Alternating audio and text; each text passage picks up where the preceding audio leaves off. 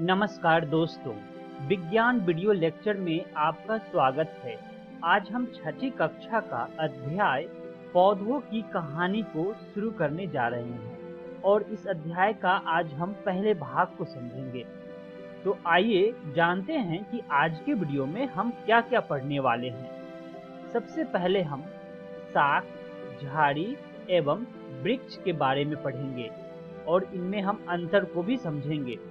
उसके बाद तना किसे कहते हैं और इसका कार्य क्या है, इसके बारे में समझेंगे। इसके बाद तना के कार्य क्या होते हैं, इनको भी समझेंगे और अंत में हम चर्चा करेंगे कि पत्ती के कार्य क्या होते हैं। तो आइए आज के पहले विषय से शुरू करते हैं और जानते हैं शाख, झाड़ी एवं वृक्ष के बारे में। आप चित्र में देखिए और समझिए। हम अपने चारों ओर के पौधे की ओर निगाह डालें तो हम विभिन्न आकारों और बनावटों के पेड़ पौधों को देखते हैं। कुछ पौधे का तना मोटा होता है तो कुछ का पतला होता है। कुछ पौधे छोटे होते हैं तो कुछ विशालकाय यानी कि बहुत बड़े होते हैं। कुछ पौधों की पत्तियां हरी होती है जबकि कुछ की पत्तियां लालिमा युक्त होती है। कुछ पौधों के फूल बड़े एवं लाल होते हैं तो कुछ के नीले तथा कुछ पौधों में पुष्प ही नहीं होते हैं। आप क्या करें कि आप अपने विद्यालय या आप अपने घर के आसपास के बाग बगीचे में जाएं और अनेक तरह के हरे पेड़ पौधों के बारे में अवलोकन करें। आइए हम पौधे के विभिन्न भागों के विषय में जानते हैं। आप चित्र से देखें और समझने की कोशिश करें। चित्र से आपको पौधों के प्रकार के बीच अंतर समझने में सहायता मिलेगी। चित्र में पौधे के तने, शाखाओं, जड़, पत्तियों, फूल, बीज इत्यादि को नामांकित कर दिया गया है जिससे कि आपको पौधों के विभिन्न भागों के बारे में समझ में आ जाए। पौधों के बारे में विस्तृत जानकारी के लिए हम एक क्रियाकलाप करेंगे। हम क्या करेंगे दोस्तों कि सबसे पहले हम पौधों के संवर्ग सारणी बनाएंगे। सारणी के पहले स्तंभ में हम पौधे का नाम को लिखेंगे। दूसरे स्तंभ में पौधे के ऊंचाई के बारे में लिखेंगे। उसके बाद वाले स्तंभ में हम तना के बारे में लिखेंगे कि कौन से पौधे का तना हरा है, कोमल है, मोटा है या कठोर है। उसके बाद वाले स्तंभ में हम ये लिखेंगे कि शाखाएं कहाँ से निकली है, क्या यह तने के आधार से निकली हुई है या ये तने के ऊपर से निकले हुए हैं। और अंत वाले स्तंभ में हम पौधे का संवर्ग लिखेंगे कि आखिर ये पौधा किस संवर्ग का है, मतलब कि शाख है या वृक्ष है या झाड़ी है। तो सबसे पहले हम उदाहरण लेते हैं टमाटर का। अब हम टमाटर को ये देखेंगे कि टमाटर हमारी ऊंचाई से बड़ी है या छोटी है। तो हमें टमाटर के पौधों को देखने पर हमें यह लगेगा कि यह हमसे बहुत छोटी है। अब हम टमाटर के पौधे के तना के बारे में सोचेंगे, क्या इनके तना हरा है? अगर हाँ तो हम हरा वाले कॉलम में हाँ लिखेंगे। यदि इसके तना कोमल है तो हम हाँ लिखेंगे। इसी प्रकार हम पौधे का संवर्ग में सोचे तो यह टमाटर का पौधा शाख का उदाहरण है। इसी तरह हम दूसरे पौधे का नाम लेंगे जैसे कि आम। अब आम का पेड़ हमसे तो बहुत लंबा होता है और इसका तना मोटा होता है और कठोर भी होता है और इनके शाखाएं जो हैं तने के ऊपर से निकलती है। इस प्रकार यह आम का पेड़ वृक्ष के संवर्ग में आएगा। और एक और हम उदाहरण लेते हैं नींबू का पेड़। अब नींबू का पेड़ हमसे थोड़ा सा लंबा है और इनके तना कठोर होते हैं और इनकी शाखाएं तने के आधार से ही निकलती है और इन पौधे का संवर्ग होगा झाड़ी। तो हमें कुछ समझ में आ गया है कि शाख, झाड़ी एवं वृक्ष में क्या अंतर होते हैं। आइए हम बारी बारी से इसको विस्तृत रूप से समझने की कोशिश करते हैं। सबसे पहले हम शाख के बारे में समझेंगे जिसे हम इंग्लिश में हर्ब कहते हैं। शाख का परिभाषा यह होगा, यह हरे एवं कोमल तने वाले पौधे शाख कहलाते हैं।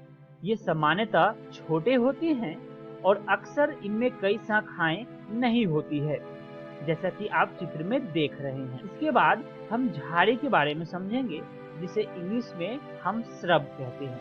इसमें क्या होता है कि कुछ पौधों में शाखाएं तने के आधार के समीप से निकलती है। तना कठोर होता है परंतु अधिक मोटा नहीं होता है, इसलिए इन्हें हम झाड़ी कहते हैं, जैसा कि आप चित्र में देख रहे हैं। आइए अब हम जानते हैं कि वृक्ष किसे कहते हैं। वृक्ष को हम इंग्लिश में ट्री कहते हैं। कुछ पौधे बहुत ऊंचे होते हैं तथा इनके तने सुदृढ़ एवं गहरे भूरे होते हैं। इनमें शाखाएं भूमि से अधिक ऊंचाई पर तने के ऊपरी भाग से निकलती है। इन्हें हम वृक्ष कहते हैं, जैसा कि आप चित्र में देख रहे हैं। आइए दोस्तों समझते हैं कि विसर्पी लता किसे कहते हैं। इंग्लिश में हम इसे क्रीपर कहते हैं। कमजोर तने वाले पौधे सीधे खड़े नहीं हो सकते हैं और ये भूमि पर फैल जाते हैं, इसलिए इन्हें विसर्पी लता कहते हैं। आइए दोस्तों जानते हैं आरोही लता के बारे में। आरोही लता को हम इंग्लिश में क्लाइंबर कहते हैं। कुछ पौधे आसपास के ढांचे की सहायता से ऊपर चढ़ जाते हैं। ऐसे पौधे आरोही लता कहलाते हैं। ये शाख, झाड़ी और पेड़ से भिन्न होते हैं। आरोही लता के पौधे का उदाहरण के लिए आप चित्र में देख सकते हैं और अच्छे से समझ सकते हैं। आइए जानते हैं तना के बारे में। तना पौधे का सबसे दृढ़ भाग होता है। तने में गांठ जैसी रचना को पर्व संधि यानी कि नोड कहते हैं, जैसा कि आप चित्र में देख रहे हैं। वहीं निकटतम दो पर्व संधियों के बीच के स्थान को पर्व यानी कि इंटरनोड कहते हैं। आइए दोस्तों जानते हैं कि तना का क्या कार्य होता है। दोस्तों तना जल का संवहन करता है। इसे समझने के लिए हमें एक क्रियाकलाप करना होगा। सबसे पहले क्या करना होगा कि हमें एक ग्लास लेना होगा, थोड़ा सा पानी लेंगे, इसके बाद हम लाल स्याही को लेंगे और शाकीय पौधा तथा एक ब्लेड को लेंगे। अब हम क्या करेंगे कि गिलास को 1/3 जल से भर देंगे और जल में लाल स्याही की कुछ बूंदें डाल देंगे, जैसा कि आप चित्र में देख रहे हैं। अब हम क्या करेंगे कि शाक के तने को आधार से काटकर गिलास में रखेंगे और अगले दिन इन शाखाओं का अवलोकन करेंगे। क्या इस शाक के कुछ भाग लाल नजर आएंगे? यदि हाँ, तो क्या आप बता सकते हैं कि यह लाल रंग यहाँ तक कैसे पहुँचा? इसे जानने के लिए हम क्या करेंगे कि तने की मोटाई में काट कर हम इसमें लाल रंग को देख सकते हैं, जैसा कि आप चित्र में देख रहे हैं। तो इस क्रियाकलाप से हम यह समझ पाएं कि जल तने में ऊपर की ओर चढ़ता है, अर्थात तना जल का संवहन करता है। अब इस क्रियाकलाप में हमें ये पता चला कि लाल स्याही की भांति जल में विलीन खनिज जल के साथ तने में ऊपर पहुंच जाते हैं। जल तथा खनिज तने की पतली नलिकाओं द्वारा पत्तियों तथा पौधों के अन्य भागों तक पहुंचते हैं। जल तने में ऊपर की ओर चढ़ता है, अर्थात तना जल का संवहन करता है। जल तथा खनिज तने की पतली नलिकाओं द्वारा पत्तियों तथा पौधे के अन्य भागों तक पहुंचते हैं। आइए दोस्तों जानते हैं पत्ती के बारे में।